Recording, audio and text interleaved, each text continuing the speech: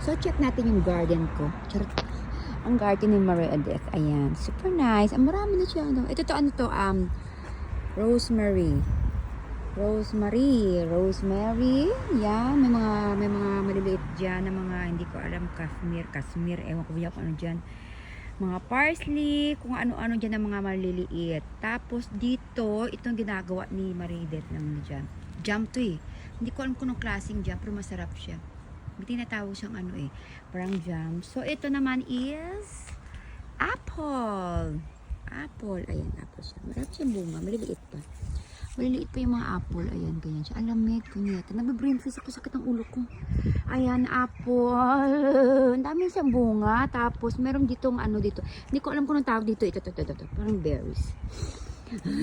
Ayan, ganyan siya. Parang berries. Ewan ko kung kinakain ba ito. Tanungin ko mamaya si Mama kung ano. Ang dami siya doon sa mga likod. Meron siyang berries. Tapos, ilang mansanas. Teka lang.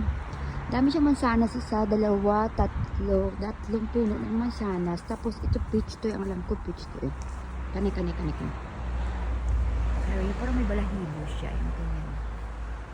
Hi, peaches. Peaches, beaches. So, ayan. Ganyan siya.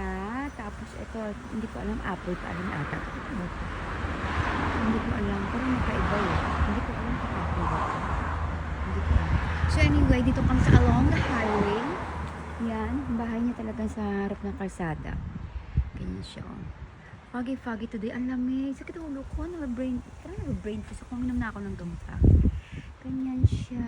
Yan. Ang lamig. Super nice. Tapos sa kabila, doon dumadaan yung mga train doon. Yan. Doon dumadaan yung train. Foggy.